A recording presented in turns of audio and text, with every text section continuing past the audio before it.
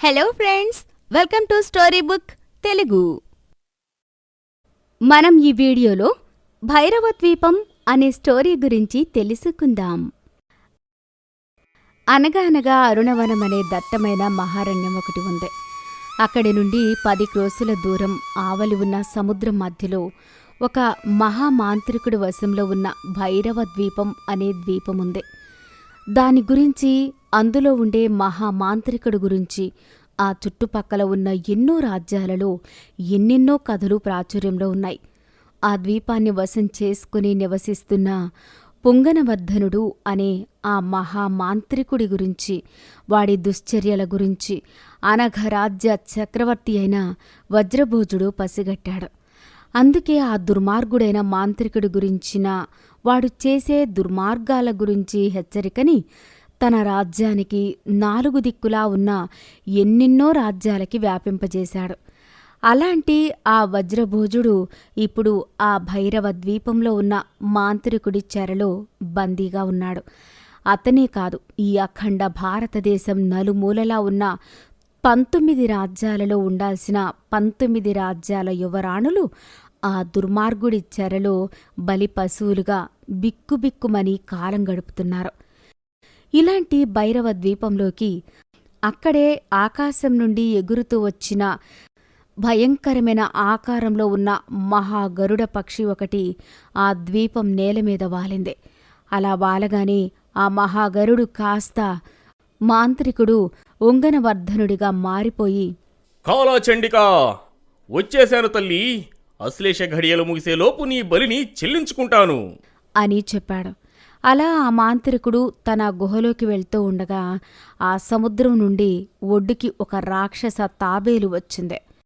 తన నాయకుడైన ఆ మాంత్రికుడిని చూసి, నాయకా, నేటి నీ బలి కోసం అశ్లేష నక్షత్రంలో పుట్టిన రాజకన్యని తీసుకొచ్చాను. సహబాష్రా శిష్య, ఏది ఆ పడతిని ఆ చండీదేవి ముందుకి తీసుకునిరా అని చెప్పడంతో ఆ పెద్ద తాబేలు ఆ మాంత్రికుడిని అనుసరిస్తూ గుహలోనికి వెళ్ళింది.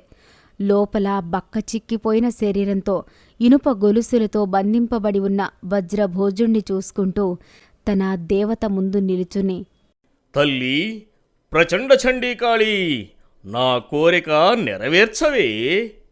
నీకు ఈనాటి అశ్లేష నక్షత్రం నాడు అశ్లేష నక్షత్రాన జన్మించిన రాచకన్యని బలి ఇవ్వబోతున్నాను. శిష్య, ఆ కన్యని బయటకు తీ అని చెప్పడంతో ఆ తాబేలు మీద ఉన్న చిన్న భూషాణం తలుపులాగా ఒక పక్కకి పైకి లేచింది. అందులో నుండి ఒక రాచకన్య బయటికి వచ్చి నిలుచుంది. అప్పుడు ఆ మాంత్రికుడు ఎంతో గర్వంగా, హోసి రాచకన్యా, వేగిరం వచ్చి ఆ బలిపాన్పు మీద పడుకోవే.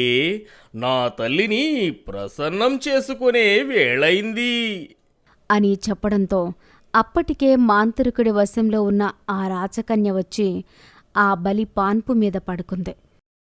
మాంత్రికుడు ఎంతో ఆనందంతో తన బలి ఖడ్గాన్ని అందుకుని ఆ రాచకన్య మీద ఒక్క వేటు వేయగానే అతని చేతిలో ఉన్న ఖడ్గం మాయమై మళ్లీ యథాస్థానానికి వెళ్ళిపోయింది. అది చూసిన మాంత్రికుడికి ఆశ్చర్యం కలిగింది. తను అనుకున్న కార్యంలో వచ్చిన అంతరానికి కోపం వచ్చింది అతనికి. అందుకే మళ్లీ వెళ్లి ఆ ఖడ్గాన్ని తీసుకుని వచ్చి మరొక్కమారు ఆ రాచకన్యని బలిచ్చే ప్రయత్నం చేశాడు. కాని మళ్లీ ఆ ఖడ్గం అతని చేతిలో నుండి మాయమై దాని యథాస్థానంలోకి చేరింది. అప్పుడు కోపంతో ఆ మాంత్రికుడు, తల్లి చండి, ఏంటి పరీక్ష? నా పూజలో ఏం లోపం జరిగిందని నువ్వు నా బలిని స్వీకరించడం లేదు అని గట్టిగా అడిగేసరికి ఆ దేవి విగ్రహం నుండి కాంతులు వెదజల్లుతూ ఒక వాణి వినిపించసాగింది. ఓరి మూర్ఖుడా, నీ కోరిక తీర్చడానికి నాకిచ్చే బలి తనకు తానుగా నాకు అర్పణ కావడానికి సిద్ధపడాలిరా. ఆ పడతి మనసులో నేను తప్ప మరే సందేహము ఉండకూడదు. అలాంటి బలినేరా నేను స్వీకరిస్తాను. కాని నువ్విచ్చే ఈ బలి నాకు అర్పణ కావడానికి సిద్ధంగా లేదురా అని చెప్పి ఆ వాణి ఆగిపోయింది. అప్పుడు ఆ మాంత్రికుడు తన మంత్రదండం చేతిలోకి తీసుకుని, ఐం క్రీం భం బం చండికాచయామి అని మంత్రం చదవగానే అప్పటి వరకు ఆ మాంత్రికుడి మాయావశంలో ఉన్న ఆ రాచకన్య తేరుకుంది. ఏమే, నిన్ను నేను చెరపట్టి తెచ్చి 6 మాసములు దాటినా ఇంకా నీవు నా దేవి బలికి సిద్ధపడలేదా? ఏమిటే నీ కోరిక? నిన్ను విడిచిపెట్టమంటావా? నీ ప్రియుడితో కళ్యాణం జరిపించమంటావా? అని చాలా పరాచకంగా అడిగాడు. అప్పుడు కోపంగా ఆ రాచకన్య ఇలా బదులిస్తుంది. నీ చెరలో పడిన తర్వాత ఇక మాకు చావు తప్ప మరో దారి లేదని నాకు తెలుసు. కనుక నేనిప్పుడు బ్రతకాలను, ఇక్కడి నుండి బయటపడాలను ఆలోచించడం లేదు. నావి 2 కోరికలున్నాయి. అవి తీరిస్తే నేను సంతోషంగా నీ బలికి తలంచుతాను. చెప్పవే కన్యా, ఏమిటి నీ కోరికలు? నువ్వు ఇంత దుర్మార్గానికి పూనుకోవడానికి నిన్ను ప్రేరేపించింది ఎవరు? ఇది నా మొదటి ప్రశ్న అని అడగడంతో ఆ మాంత్రికుడు పెద్దగా నవ్వి,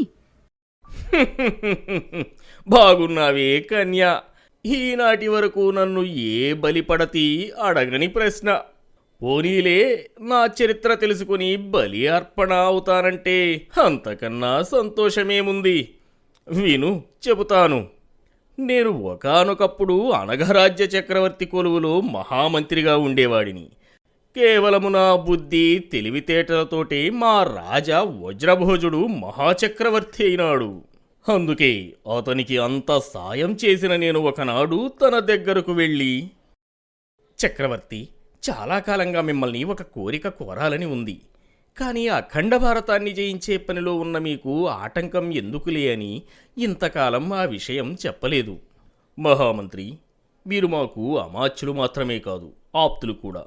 అడగండి, మీరు ఏమడగాలనుకుంటున్నారు? చక్రవర్తి, ఇంతకాలం మీరు ఎన్నో రాజ్యాలను గెలిచి చక్రవర్తిగా ఈ మహాసామ్రాజ్యాన్ని పాలించడానికి ఎందరో రాజులను ఓడించి మీకు సామంతులుగా మారడానికి నేను మీకు సహకరించింది ఒక మహత్తరమైన కార్యం కోసం. ఏంటి మహత్య ఆ వజ్రకార్యం? క్షుద్రదేవతైన చండీ కాళీ ప్రసన్న మంత్రం నాకు లభ్యమైంది.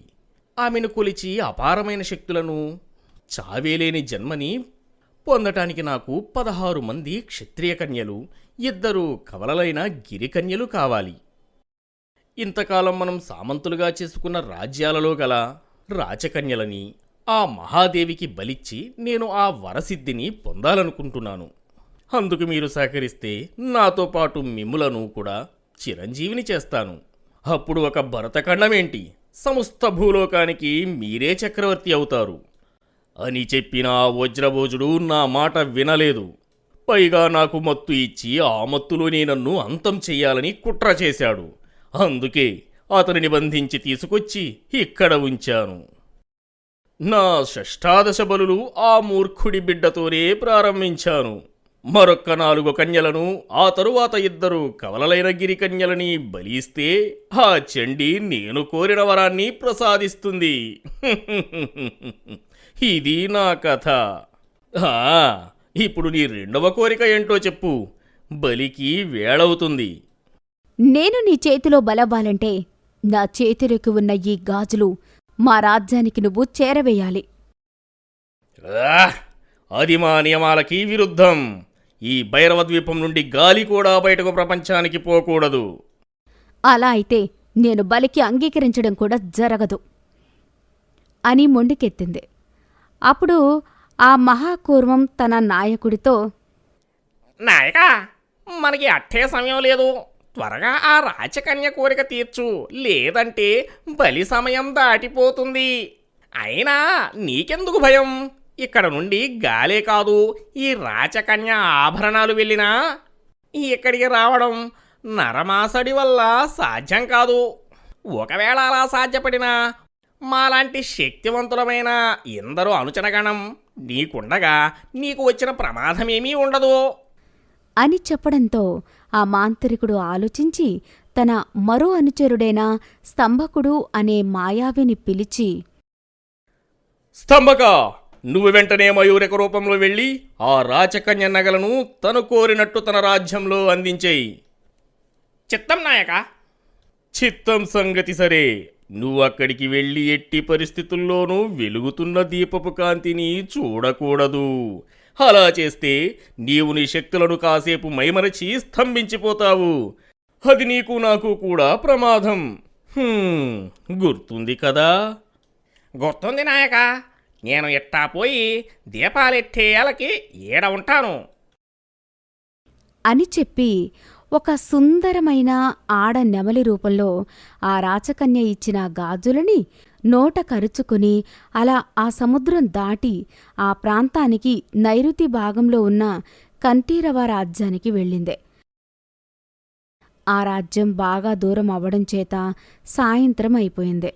అందుకే గబగబా ఆ రాచకన్య చెప్పిన రాచభవనంలోకి వెళ్ళి అక్కడ ఉన్న మహారాజు ఎదుట ఆ గాజులని జారవిడిచి వస్తుండగా ఆ రాజ్యంలో దీపాల వేళకి రాజభవనం మీద ఆకాశ దీపాన్ని వెలిగించినాకే రాజ్యంలో అందరూ తమ ఇళ్లలో దీపాలు వెలిగించుకుంటారు అని ఆ మయూరికిక తెలియక ఆ దీపపు కాంతిని చూస్తూ ఎగరలేక గాలిలోనే స్తంభించిపోయింది.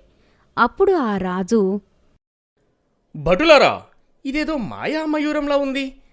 6 మాసాలకు కనిపించకుండా పోయిన మన యువరాణి నగలు తెచ్చిందంటే ఆమె ఎక్కడ ఉన్నది ఈ మాయావికి తెలిసి ఉండొచ్చు. వెంటనే దాన్ని బంధించండి అని చెప్పడంతో ఆ స్తంభించిన మయూరికను ఆ రాచభటులు బంధించారు. కాంతిని చూసి స్తంభించిపోయిన మయూరికగా మారిన స్తంభకుణ్ణి ఒక పెద్ద పంజరంలో బంధించిన భటులు దానికి కాపలా ఉన్నారు. ఇంతలో కంఠీరవరాజ్యరాజు తమ రాజు గురువు గుణభౌచార్యులతో కలిసి అక్కడికి వచ్చాడు. మయూరికని చూసిన అతను తన చేతిలో ఉన్న కమండలంలోని మాయాజలాన్ని తీసి ఆ మయూరికని బంధించిన పంజరం మీద చల్లగానే పంజరంలో ఉన్న మయూరిక ఒక్క క్షణం పాటు తన యథార్థరూపమైన స్తంభకుడిగా కనిపించడంతో ఆ రాజగురువు అధిరిపడి, చూశారు కదా మహారాజా, ఈ మాయావి అసలు రూపం. ఆ రూపం పేరు స్తంభక. భైరవ ద్వీపంలో ఉండే మహామాయావి పొంగనవర్ధనుడి అనుచరగణాల్లో ఇది ఒకటి. అంటే దీన్ని బట్టి చూస్తే కనపడకుండా పోయిన మన మహారాణిని అపహరించినవాడు ఆ మాయావే అయ్యుంటాడు. కాని మన యువరాణి ఆభరణాలతో ఈ దూతని ఆ నీచుడు మన దగ్గరకు ఎందుకు పంపుంటాడో అది నాకు అర్థం కావడం లేదు అని మాట్లాడుకుంటూ ఉండగా అప్పుడే అక్కడికి వచ్చిన కంఠీరవ మహాసామ్రాజ్య సర్వసేనాధిపతి ఉగ్రనందుడు తనకు తెలిసిన వివరాలని తను సేకరించిన వివరాలని ఊటంకిస్తూ, రాజగురువులకు అభివాదములు. స్వామి, మన యువరాణి వారి దగ్గర ఉన్నవి సామాన్యమైన ఆభరణాలు కాదు. మీరు మరిచిపోయారనుకుంటా. అవి స్వర్గాధిపతి ఇంద్రుడి పట్టపురాణి శచీదేవిని తన పూజలతో మన యువరాణివారు మెప్పించి పొందిన వరప్రసాదం. అలాంటి ఆ ఆభరణాలు ప్రతి షష్ఠ్యాంక పున్నమి నాడు పూజలు అందుకుని ఆ పున్నమి వెన్నెల ద్వారా ఆ తల్లి పంపే శక్తులని కూడగట్టుకోవాలి. రేపు రాబోయేది పుష్ఠ్యాంక పున్నమే స్వామి. అందుకే మన యువరాణివారు ఆ ఆభరణాలను మనకి పంపి ఉండవచ్చు. అంతేకాదు, అవి పంపడం ద్వారా తన ఉనికిని మనకి తెలియజేయడం కూడా దీని వెనుక ఉద్దేశం కావచ్చు స్వామి. నిజమేనాయనా, నేను ఈ సంగతులన్నీ మరిచిపోయాను. సరే, మరో విషయం. ఈ మాయావి స్తంభకుడు సూర్యోదయం వరకే ఈ స్తంభన స్థితిలో ఉంటాడు. సూర్యకాంతి అతని మీద పడిన మరుక్షణం అతనిలో చలనం వస్తుంది. అప్పుడు అతన్ని వారించడం కానీ ఎదిరించడం కానీ మనకు సాధ్యం కాదు. మహాప్రమాదకరమైన గణం ఇతను. కనుక ఆ కాళీ చండీదేవి వరం వల్ల పురుడు పోసుకున్న ఈ దుష్టగణాన్ని శాశ్వతంగా మనం బంధించాలంటే వీరభద్ర జటారుద్ర కంకణాన్ని ప్రయోగించాలి. అప్పుడే ఈ మాయావి శక్తులు నిద్రాణ స్థితిలో ఉంటాయి. ఆ మాంత్రికుడి ఆటలు మన ఆధీనంలో ఉంటాయి. మరి కంకణాన్ని ఎలా పొందాలి స్వామి? ఆ కంకణాన్ని సాధించడానికి ఒక మహావీరుడి రక్తతర్పణ కావాలి. అది కూడా నిస్వార్థమైన త్యాగమయ్యుండాలి అని చెప్పడంతో ఆ రాజ్యాన్ని కాపాడ్డానికి తన ప్రాణంని సైతం లెక్క చేయని సేనాధిపతి ఉగ్రనందుడు ముందుకు వచ్చాడు. దాంతో రాజగురువు తను ఆ కంకణాన్ని సాధించడానికి ఉన్న నియమాలని అవలంబిస్తూ 2 గంటలు పూజలు చేసి ఆ మహాశక్తివంతమైన వీరభద్ర జఠారుద్ర కంకణాన్ని సాధించాడు. అలా సాధించిన ఆ కంకణాన్ని తీసుకుని ఆ మయూరికని బంధించిన పంజరం దగ్గరకు వెళ్ళి దాన్ని గాలిలోకి వదలగాని అది ఆ పంజరం ఉన్న విస్తీర్ణంకి సరిపోయే మాయాశక్తి వలయనంతో ఆ స్తంభకుణ్ణి శాశ్వత బందీని చేసింది. అప్పుడు రాజగురువు, చూడండి మహారాజా, ఈ కంకణం కొంతకాలం పాటు ఈ దుష్టగణాన్ని మన బందీగా ఉంచగలదు. కానీ ఇది ఇక్కడ ఉండగానే మనం మన యువరాణిని కనిపెట్టి ఆమెను రక్షించాలి. ప్రభువులు ఆనతిస్తే మన యువరాణిని నేను కాపాడి తీసుకొస్తాను. తొందరపడకు నాయనా. ఆ భైరవ ద్వీపం గురించి, దాని వెనుక ఉన్న ప్రమాదాల గురించి తెలియకుండా ఇలా ఆవేశపడటం మంచిది కాదు అని చెప్పి హెచ్చరించాడు. కాని ఇంతకాలం ఎక్కడుందో తెలియని యువరాణి జాడ ఇప్పుడు తెలిసినాక కూడా ఏమీ చెయ్యకుండా ఉండలేనని చెప్పి పట్టుబట్టడంతో ఆ భైరవ ద్వీపానికి వెళ్ళి యువరాణిని కాపాడే సాహస యాత్రని చెయ్యడానికి తగిన సూచనలు ఇచ్చి ఆశీర్వదించాడు ఆ రాజగురువు. ఇక ఆ తెల్లవారే సర్వసైన్యాధ్యక్షుడైన ఉగ్రనందుడు ఒక సాధారణ పౌరుడి రూపంలో ఆ సాహసయాత్రకి వెళ్లబోతుండగా రాజగురువు ఉగ్రనందుడితో, చూడు ఉగ్రనంద, ఇప్పుడు నేను నీకు ఒక మహిమగల ఉంగరాన్ని ఇస్తాను. ఆ ఉంగర శక్తి వల్ల నువ్వు ముమ్మార్లు నీ చుట్టూ ఉన్న పంచభూతాలను నియంత్రించడం కానీ ఆదేశించడం కానీ చేయగలవు. గుర్తుంచుకో నాయనా, ఇది చాలా శక్తివంతమైన ఉంగరం. దీని శక్తులని లోక కళ్యాణం కోసం, ఇతరుల రక్షణకు మాత్రమే ఉపయోగించాలి తప్ప ఎట్టి పరిస్థితుల్లోనూ స్వార్థానికి ఉపయోగించుకోకూడదు అని చెప్పి తన చేతిని ముందుకు చాపాడో లేదో అతని అరచేతిలో ఒక ఉంగరం ప్రత్యక్షమయ్యింది. ఆ ఉంగరాన్ని ఉగ్రనందుడికి ఇవ్వడంతో అతను దాన్ని ధరించి రాజుకి రాజగురువుకి వీడ్కోలు చెప్పి అత్యంత ప్రమాదకరమైన భైరవ ద్వీపం వైపు, ఎక్కడుందో తెలియని ఆ మాయా ద్వీపం వైపు ప్రయాణం మొదలుపెట్టాడు. అలా తన గుర్రం మీద తమ రాజ్యం దాటి మధ్య మధ్యలో వచ్చిన ఎన్నో అడవులు దాటుకుంటూ తోవ మధ్యలో కనిపించే సెలయేళ్ల దగ్గర దాహం తీర్చుకుని సేద తీరి మళ్లీ తన ప్రయాణాన్ని ముందుకు కొనసాగించసాగాడు. అలా సాయంత్రం వరకు చేసిన ప్రయాణం వల్ల ఆ వీరుడు చాలా అలసిపోయాడు. పైగా అప్పటికే చాలా చీకటి పడింది. ఆ సమయానికి అతను ఒక దట్టమైన అడవి మధ్యలో ఉన్నట్టు గ్రహించాడు. ఇదేదో దట్టమైన అడవిలా ఉంది.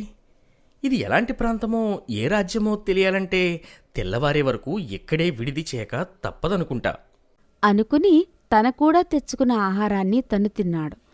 కాని తన గుర్రం కోసం ఆ చీకటి సమయంలో ఏదైనా పచ్చగడ్డి దొరుకుతుందేమో అనుకుని ఆకాశంలో అర్ధచంద్రాకారంలో ఉన్న చంద్రుడి నుండి వస్తున్న వెన్నెల వెలుగుని ఆసరా చేసుకుని పచ్చటి గడ్డి కోసం కాస్త అటూ ఇటూ శోధిస్తున్నాడు. ఒకచోట దట్టమైన గడ్డి కనిపించడంతో ఆ గడ్డిని సేకరించుకుని మళ్లీ తను వచ్చిన దారినే తన గుర్రం దగ్గరకు వెళ్తూ ఉండగా ఒక్కసారిగా తన వెనకాల ఉన్న ఆ పచ్చటి దట్టమైన గడ్డిలో ఎవరో కాగడా విసిరినట్టు ఎక్కడి నుండి వచ్చి పడిందో ఒక మంట పడింది. ఆ మంట క్షణాలలో ఆ పచ్చటి గడ్డిని కాల్చుకుంటూ గాలి వేగాన్ని అనుసరిస్తూ ఆ అడవిని చుట్టుముడుతుంది. అప్పటి వరకు వెన్నెల వెలుగు తప్ప మరో కాంతిలేని ఆ చోటులో అంత ఎర్రటి వెలుతురేంటా అని ఉగ్రనందుడు వెనక్కి తిరిగి చూడగా తన కళ్ల ముందే ఆ కారుచిచ్చు గాలివేగంతో అడవిని మొత్తం దహిస్తూ పోతోంది. అది చూసి కంగారుపడిన ఆ వీరుడు, ఏంటిది? సమయం కాని సమయంలో ఈ అడవిలో ఇంత చిచ్చు ఎవరు రాచేసి ఉంటారు? పాపం, ఈ అడవిని ఈ చిచ్చు ఇలా దహిస్తూ పోతే ఇందులో ఉండే ప్రాణులు చనిపోవచ్చు.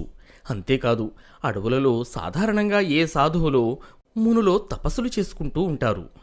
అలాంటి వారెవరైనా ఈ అడవిలో ఉండుంటే వారి ప్రాణాల పరిస్థితి ఏంటి?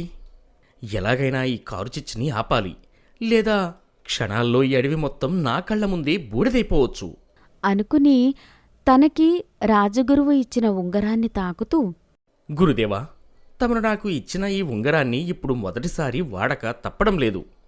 ఈ ప్రళయాన్ని ఇలా చూసి వదిలేస్తే ఇది మొత్తం అడవినే దహించుకుపోయేలా ఉంది.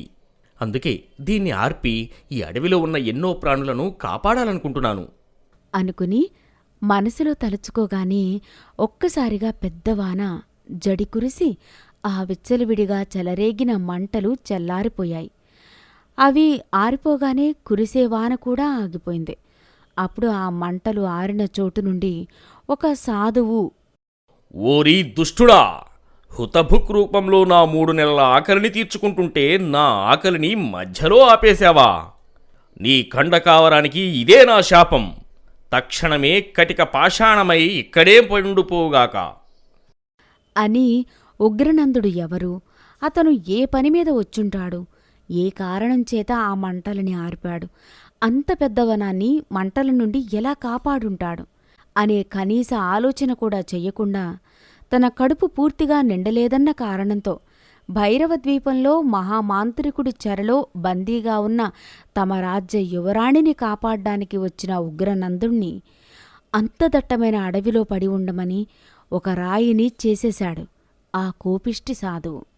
మరోవైపు భైరవద్వీపంలో మహామాంత్రికుడు పుంగవర్ధనుడు దిగులుగా కూర్చున్నాడు. అప్పుడు అతని అనుచర గణమైన రాక్షస తాబేలు తన గురువైన మాంత్రికుడితో,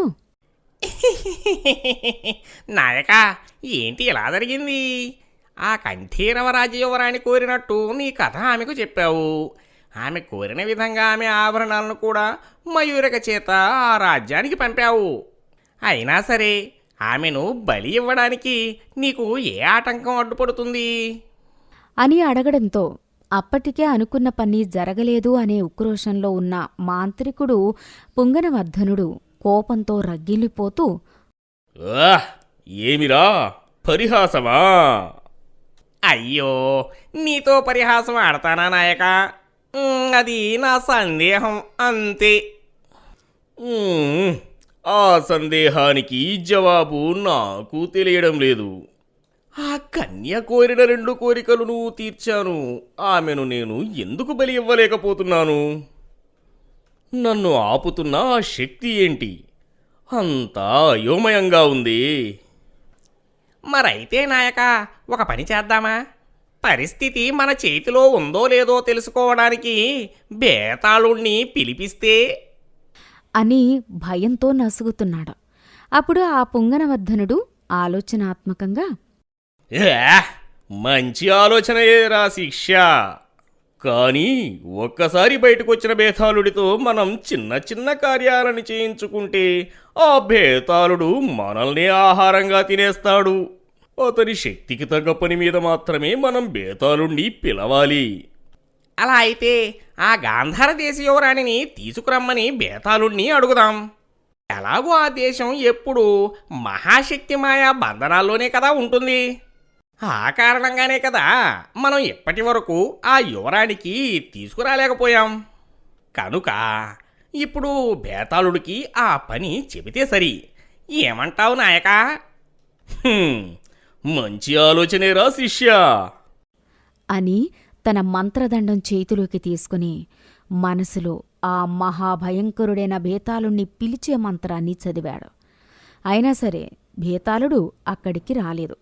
వెంటనే ఆశ్చర్యపోతూ మరోసారి బేతాళుణ్ణి పిలిచాడు. అయినా అతను అప్పుడు కూడా అక్కడికి రాలేదు. ఏంటిది? బేతాళుణ్ణి పిలిచే నా మంత్రం ఎందుకు పనిచేయడం లేదు అని ఆశ్చర్యపోతూ తన మాయాదర్పణం దగ్గరికి వెళ్ళి మంత్రదండాన్ని ఆ మాయాదర్పణం చుట్టూ అటూ ఇటూ తిప్పి అందులో చూడగా ఆ మాయాదర్పణం వీరభద్ర రుద్ర రక్షా కవచం ఆధీనంలో ఉన్న మయూరిక కనిపించింది. ఏంటి? మన స్తంభకుడు బందీ అయ్యాడా? అందుకే నా మంత్రశక్తులు బేతాళుణ్ణి పిలవలేకపోతున్నాయి. అయ్యో, ఇప్పుడు ఎలా నాయక? నీకున్న 5 ముఖ్య శక్తులలో ఒకటి మన భైరవ ద్వీపం, 2వది స్తంభకుడు, 3వది నేను, 4 నీ మంత్రదండం, చివరిది మరీ ముఖ్యమైనది ఆ బేతాళుడు. ఇందులో ఏ ఒక్క శక్తికి ప్రతిబంధకం వచ్చినా మరో శక్తి పనిచేయదే. ఇప్పుడు ఎలా నాయక? కేవలం స్తంభకుడు బందీ అవ్వడంతో ఇక్కడ రాచకన్య బలి ఆగిపోయింది. ఇప్పుడేమో బేతాళుణ్ణి కూడా పిలవలేకున్నావు. మరి ఇప్పుడు ఏం చేద్దాం నాయక? అని అనడంతో మాంత్రికుడు పుంగనవర్ధనుడు దీర్ఘాలోచనలో పడ్డాడు. మరోవైపు ఆ మహారణ్యంలో ఉగ్రనందుడికి శాపమిచ్చిన సాధువు తిరిగి తన కుటీరానికి వెళ్తున్న దారిలో మళ్లీ అతనికి శిలగా మారిన ఉగ్రనందుడి శిల ఎదురుపడింది. ఏమిరా నాతోటే దోబూచులా? మాయావి, శపించినా నీకు బుద్ధి రాలేదా? నా దారికి అడ్డు తొలగు అని ఆ శిలని తెప్పించుకుని మరికాస్త ముందుకు వెళ్తే మళ్ళీ అక్కడ ఆ శాపగ్రస్త శిల ఎదురుపడింది. అంతే, ఆ సాధువుకి పట్టరాని కోపం వచ్చేసింది. అందుకే మరో బలమైన శాపం పెట్టడానికి తన మంత్రజలాన్ని చేతిలోకి తీసుకుంటుండగా ఒక్కసారిగా భరించలేనంత కాంతి ఆ చీకటి పొదల చాటు నుండి వస్తూ అందులో నుండి ఒక వాణి వినిపిస్తుంది. మూర్ఖుడా! లోక కళ్యాణార్థం ఒక మహాసంకల్పంతో బయలుదేరిన ఈ వీరుణ్ణి నీ తపోశక్తితో శిలని చేస్తావా? త్వరగా నీ శాపాన్ని ఉపసంహరించి ఈ వీరుణ్ణి మనిషిని చెయ్యి, అతనిని ఆశీర్వదించి పంపు అని ఒక దివ్యవాణి వినిపించేసరికి ఆ సాధువులో భయం మొదలైంది. అందుకే తన తప్పును తాను తెలుసుకుని మంత్రజలాన్ని చల్లి మళ్లీ శిలగా ఉన్న ఆ ఉగ్రనందుణ్ణి మనిషిగా మార్చి, నన్ను క్షమించు వీరా. నీ గమ్యం ఎటువైపో తెలియక నేను తొందరపడ్డాను. నా కారణంగానే నీ దగ్గర ఉన్న దివ్యశక్తి ఉంగరాన్ని మొదటిసారి వాడవలసి వచ్చింది. నీకు మరి 2 సార్లు మాత్రమే ఆ ఉంగరం ఉపయోగపడుతుంది. గుర్తుంది కదా? గుర్తుంది స్వామి. చూడు నాయనా, ఎంతో ప్రమాదకరమైన ప్రయాణం మొదలుపెట్టావు. సాహసంతో కూడిన లక్ష్యాన్ని చేరుకోవాలనుకుంటున్నావు. అలాంటి సమయంలో నా వల్ల నీకు జరిగిన ఆలస్యానికి నేను నీకు ఏదో ఒక వరం ఇచ్చే తీరతాను. కోరుకోనాయనా. ఈ ప్రచండ జ్వాలాసిద్ధుడు నీకు ఏం వరం ఇవ్వాలో. మీ ఆశీర్వాదానికి సంతోషం స్వామి.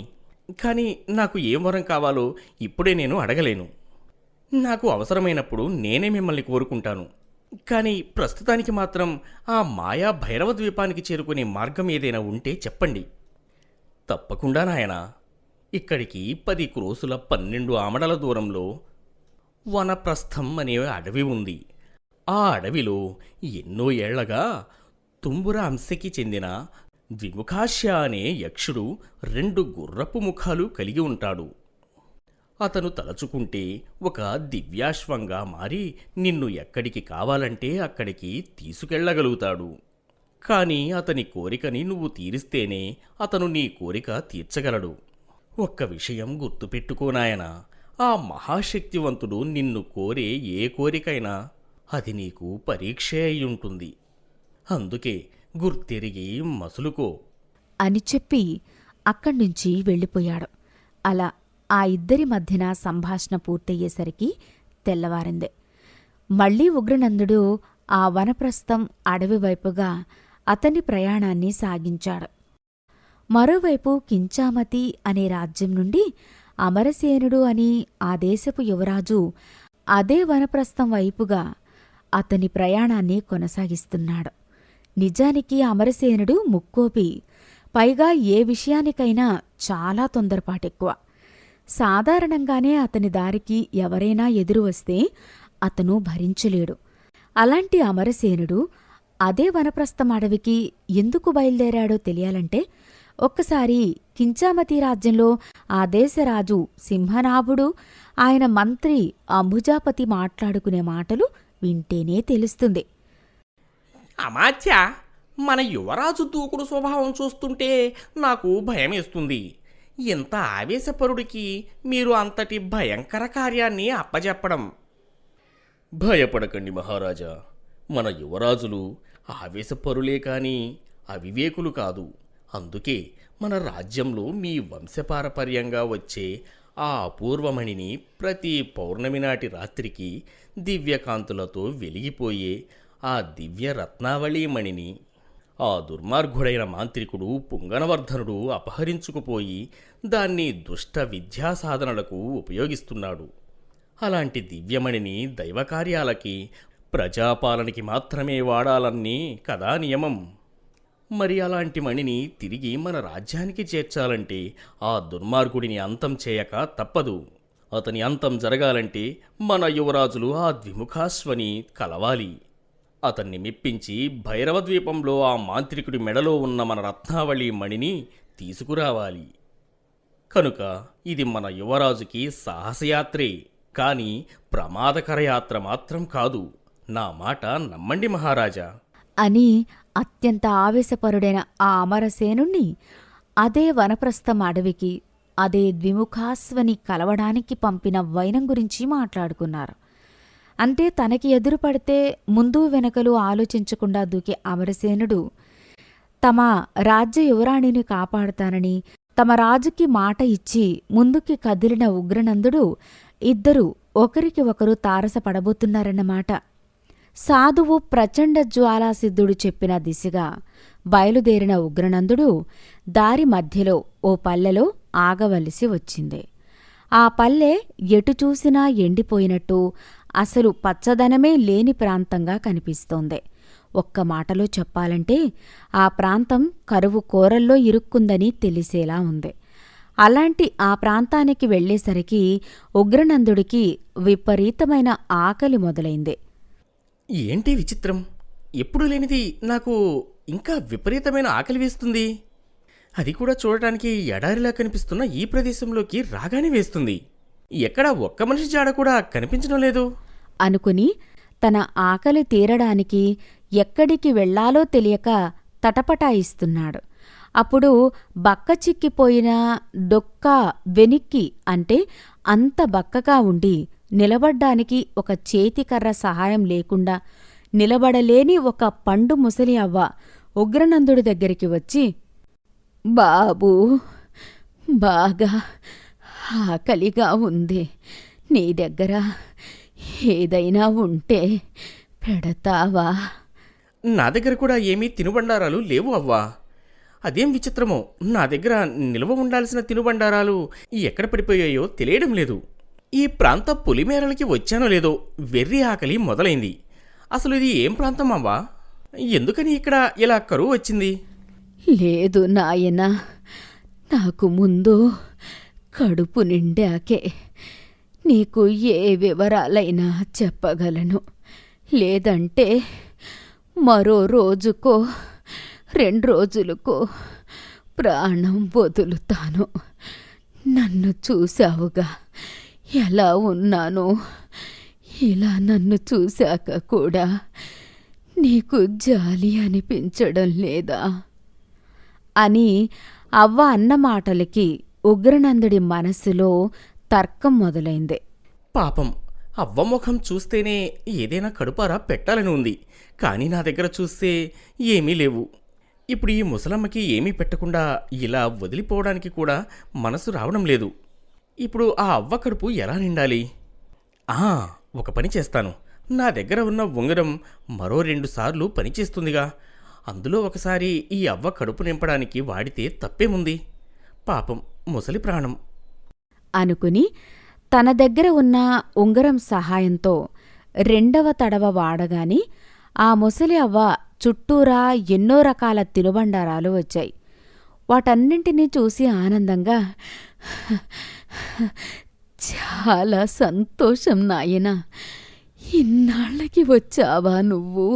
నేనెవరినో నీకు తెలుసా అవ్వా?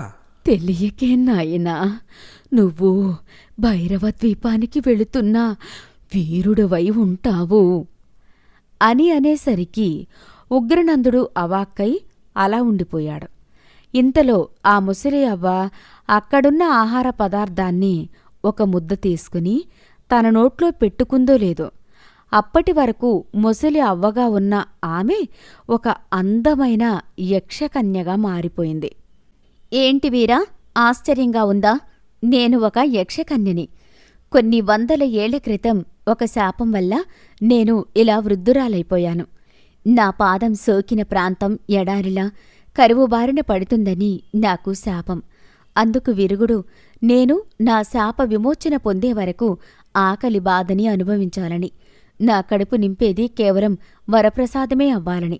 అలాంటి వరం పొందిన ఒక వీరుడు నన్ను దాటుకుని వెళ్లిన రోజే నాకు శాప విమోచనం. నేటికి నువ్వొచ్చావు. నీ ఉంగరంలో ఉన్న రెండవ అవకాశాన్ని నిస్వార్థంగా నాకోసం వాడినందుకు నీకు నేను కామరూప మంత్రాన్ని వరంగా ఇస్తున్నాను.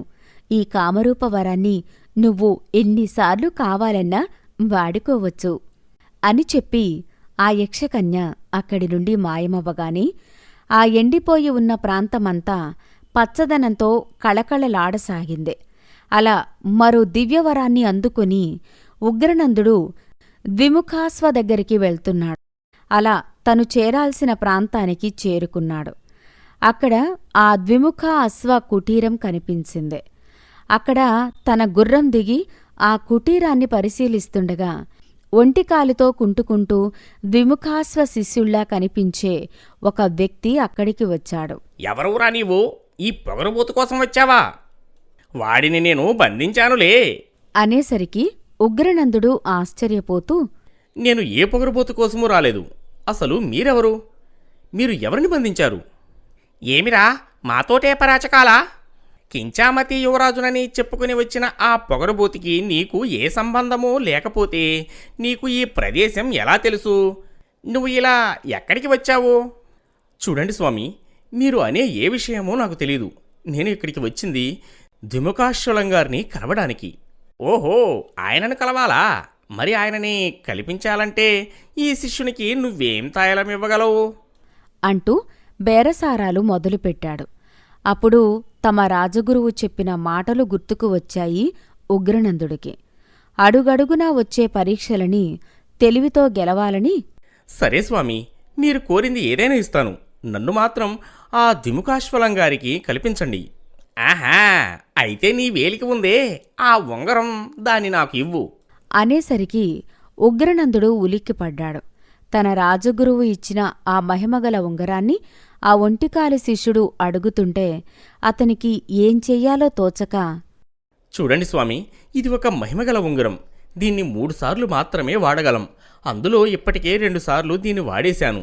కనుక ఇప్పుడు మీకు ఈ ఉంగరం ఇచ్చినా దేనికి పనికిరాదు. కాబట్టి మీరు మరేదైనా కోరండి.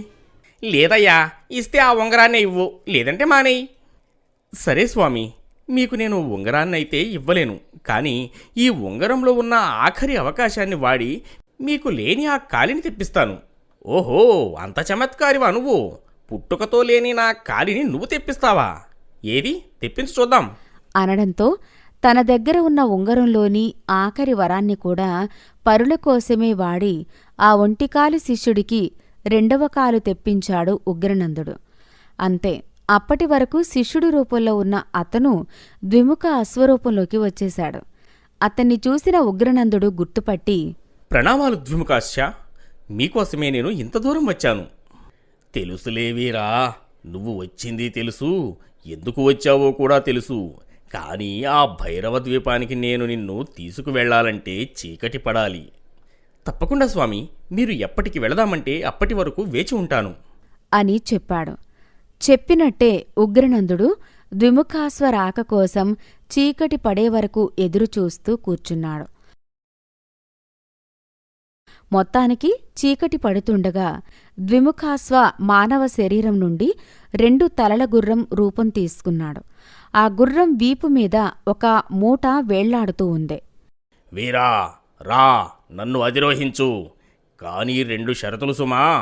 అందులో మొదటిది, నేను నిన్ను భైరవ ద్వీపానికి చేర్చే వరకు నీవు నా మీద కూర్చొని మా ఆరాధ్య దైవమైన తుమ్ముర స్వామిలాగా నీ సంగీతాలాపనతో మమ్ములను అలరించాలి.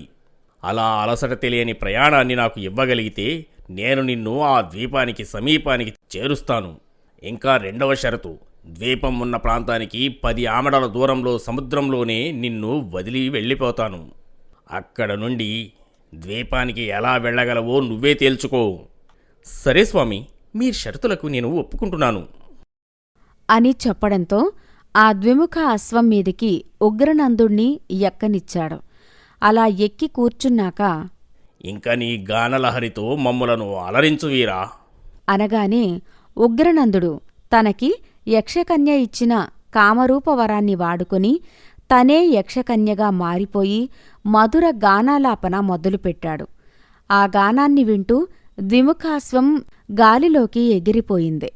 2 ముఖాలున్న అశ్వం మీద మహాసముద్రం మీద ప్రయాణిస్తున్న యక్షకన్య రూపంలో ఉన్న ఉగ్రనందుడు మధుర గానాన్ని ఆలపిస్తుంటే అలసటే తీరకుండా ద్విముఖాశ్వ భైరవద్వీపానికి తాను చేరుస్తానన్న చోటికి చేరుకున్నాక, వీరా, నీ సమయస్ఫూర్తితో యక్షకన్యగా మారి నన్ను అలరించి నీ మజిలీ చేరుకున్నావు. ఇక నేను పెట్టిన 2వ షరతు ప్రకారం నిన్ను సముద్రం మధ్యలోని వదిలిపెట్టబోతున్నాను. అంతేకాదు, నీ మధుర గానలహరితో నన్ను అలరించిన నీకు ఒక సర్వశక్తి కంకణాన్ని ప్రసాదిస్తున్నాను. మహాప్రసాదం స్వామి, నాకు ఒక్క క్షణం సమయమివ్వండి. ఈ సముద్రాన్ని దాటడానికి నా దగ్గర ఒక ఉపాయముంది అనుకుని యక్షకన్య రూపం నుండి తన అసలు రూపంలోకి వచ్చాడు. అప్పుడు అతను మళ్లీ యక్షకన్యని మనసులో తలవగా ఆమె అక్కడ ప్రత్యక్షమైంది. వీరా, ఏమీ నీ కోరిక? తల్లి, ఆ ప్రస్థానంలో ఆఖరి మజిలీకి చేరుకున్నాను. ఈ నడి సముద్రం నుండి నేను ఆ భయంకరమైన భైరవద్వీపానికి చేరుకోవడానికి నీ సహాయం కావాలి అని ఉగ్రనందుడు కోరగానే ఆ గంధర్వకన్య తివాచీలా మారిపోయింది. అప్పుడు ద్విముఖాశ్వమీద ఉన్న ఉగ్రనందుడు ఆ గాలిలో తేలుతున్న తివాచీ మీదికి వెళ్ళాడు. ద్విముఖాశ్వమీద ఉన్న ఆ మూటని కూడా ఆ అశ్వం ఆ తివాచీ మీద విసిరి మళ్లీ వాయువేగంతో ద్విముఖాశ్వ అక్కడి నుండి వెళ్ళిపోయాడు. అంతే, మూట తివాచీ మీద పడిన వెంటనే ఆ మాయా తివాచీ గాలిలో అటూ ఇటూ పల్టీలు కొడుతుంది. అప్పుడు తివాచీగా ఉన్న యక్షకన్య స్వరం ఉగ్రనందుడికి వినిపిస్తూ, వీరా, శాపగ్రస్తులను నేను మాయారూపంలో ఉన్నప్పుడు తాళలేను. నాపైన ఉన్న ఆ శాపగ్రస్త వస్తువుని పక్కన విసిరేయి, లేదంటే మనం సముద్ర గర్భంలోకి పడిపోతాం. ఈ మూట ఏంటో నాకు తెలీదు. ఆ ద్విముఖాశ్వ దీన్ని ఎందుకు నాకు అప్పగించాడో తెలియడం లేదు అని ఆ మూటని తీసి సముద్రంలోకి విసరడానికి ఎంత ప్రయత్నించినా అది కదలడం లేదు. వీరుడా, ఎక్కువ ఉపేక్షించకుండా నీ దగ్గర ఉన్న మాయా ఉంగరం ద్వారా ఆ శాపగ్రస్తుడికి శాప విమోచన చెయ్యి అని చెప్పింది. అప్పుడు తన దగ్గర ఉన్న తమ రాజగురువు ఇచ్చిన ఉంగరాన్ని బయటకు తీసి ఆ మూట మీద ఉంచగానే ఆ మూటలో అప్పటి వరకు శాపగ్రస్తంగా ఉన్న అమరసేనుడు తన రూపంలోకి తాను వచ్చాడు. ఆ రాజగురువు ఇచ్చిన ఉంగరం ఆ క్షణమే మాయమైపోయింది. దాంతో ఆ తివాచీ మళ్లీ గాలిలో ముందులాగా నిలకడ అయ్యింది. మహావీరా, ఎవరు మీరు? నా శాపాన్ని మీరెలా ఉపహరించగలిగారు అని అడగడంతో తివాచీగా ఉన్న గంధర్వకన్య ఇలా బదిలిస్తుంది. ఈ వీరుడి పేరు ఉగ్రనందుడు. మహాభయంకరమైన ఆ భైరవ ద్వీపంలో బందీగా ఉన్న తమ దేశ యువరాణి కోసం ఇంతటి సాహస మజిలీని ప్రారంభించాడు. ఇప్పుడు మీ శాపాన్ని విముక్తి చేసింది కూడా ఈ వీరుడే, యువరాజా. మిత్రమా ఉగ్రనంద, నీవు మాకు చేసిన సహాయానికి ఎల్లప్పుడూ మేము నీకు రుణపడి ఉంటాము. ఒకప్పుడు కోపానికి దుందుడుకుకు స్థలమానికంగా ఉన్న నేను ఆ శాపం వల్ల చాలా పరిణితి చెందాను. ఇప్పుడు స్థితమనస్కంగా నీకు మాట ఇస్తున్నాను. ఆ మహామాంత్రికుడిని అంతం చేయడంలో నీకు నా పూర్తి సహకారం ఉంటుంది. అది సరే మిత్రమా, ఇంతకీ మీకు ఆ మాంత్రికుడితో వైరమేముంది? మా రాజ్యాన్ని మూలపురుషులు తపోవనంగా పొందిన ఒక దివ్య రత్నావళి మణిని ఆ దుర్మార్గుడు తన స్వార్థం కోసం మా నుండి ఎత్తుకెళ్లాడు. అది మాలాంటి ప్రభువుల దగ్గర ఉంటే రాజ్యం, ప్రజలు సుభిక్షంగా ఉంటారు. అదే అటువంటి క్షుద్ర మాంత్రికుల దగ్గర ఉంటే అది లోక వినాశనానికే ఉపయోగపడుతుంది. అందుకే ఆ దుష్టుడి కంఠాన ఉన్న మా దివ్య రత్నావళి మణిని సాధించడానికే వచ్చాను అంటూ తన సాహసయాత్ర ఇతివృత్తాన్ని ఉగ్రనందుడికి చెప్పాడు. అలా ఆ వీరులిద్దరూ చెయ్యి చెయ్యి కలిపి ఆ మరణభూమిలాంటి భైరవ ద్వీపంలో అడుగుపెట్టారు. అప్పుడు తివాచీగా ఉన్న యక్షకన్య ఉగ్రనందుడితో, వీరా, ఈ మాయల దీవిలో ఏ నరుడైనా 10 అడుగులు వేయగానే ఇక్కడి నేల అతనికి మరణకూపమవుతుంది. అందుకే మీరిరువురూ జాగ్రత్తగా వ్యవహరించండి. విజయోస్తు అని ఆశీర్వదించి ఆ యక్షకన్య మాయమైపోయింది. మిత్రమా, ఆ యక్షకన్య హెచ్చరికకి అర్థమేమిటో నాకు అర్థం కాలేదు. కంగారు పడుకు మిత్రమా, ఆ హెచ్చరికని దాటే ఉపాయం నా దగ్గర ఉందిలే. అని తనకి యక్షకన్య ఇచ్చిన కామరూప మంత్రాన్ని పఠించి ఉగ్రనందుడు కూడా మహా తాబేలుగా మారిపోతాడు. మిత్రమా, నా డెక్కని తెరుచుకుని లోనికి రా. మనం ఆ మాంత్రికుడి గుహలోనికి పోదాం అనడంతో అమరసేనుడు ఆ తాబేలు పైడెక్కను తెరుచుకొని అందులోకి ప్రవేశించాడు. అలా మనుషులు నడవలేని ఆ భూమిపైన తాబేలుగా మారి ఆ వీరులిద్దరూ మాంత్రికుడి గుహలోనికి వెళ్లారు. అక్కడ ఆ మాంత్రికుడి బందీలుగా ఉన్న యువరాణులు, అనగదేశ చక్రవర్తి అయిన వజ్రభోజుడు, మరికొందరు సాధువులు బందీలుగా ఉండడం చూశాడు ఉగ్రనందుడు. ఆ తరువాత తనను తానే తాబేలు రూపం నుండి తన అసలు రూపంలోకి వచ్చాడు. అతనిలో దాక్కున్న అమరసేనుడు కూడా తన యథారూపంలో అక్కడ ఉన్నాడు. చూడు మిత్రమా, ఆ దుర్మార్గుడి బందీలుగా ఎందరూ ఉన్నారో. కంగారు పడకు మిత్రమా, ఇంకెంతసేపు వారు ఇక్కడ బందీలుగా ఉంటారు చెప్పు. మరి కాసేపట్లో ఆ మాయావిని అంతం చేసి మనమే వారి చెరను విడిపిస్తాం అని అన్నాడో లేదో ఆ వీరులిద్దరి మీద మాయా పంజరాలు వచ్చిపడ్డాయి. ఊహించని విధంగా వాళ్ళిద్దరూ కూడా ఆ మాంత్రికుడి చెరలో పడిపోయారు. ఆహ్! ఎవరో నా కళ్ళు కప్పి నా మాయాద్వీపంలోకి ప్రవేశించడమే కాక నన్నే అంతం చేయాలని ఆలోచిస్తున్నారా? ఇప్పుడు నా మాయా పంజరాన్ని తప్పించుకోండి. ఆ తరువాత నా అంతాన్ని చూడొచ్చు. అంటూ ఆ మాంత్రికుడు వికటాట్టహాసం చేశాడు. అప్పుడు స్వతహాగా ఆవేశపరుడైన అమరసేనుడు ఆ మాయా పంజరాన్ని తాకబోతే దాని శక్తి అమరసేనుడి ఒంట్లో ఉన్న శక్తిని లాక్కుంది. దాంతో అమరసేనుడు నీరసపడిపోయాడు.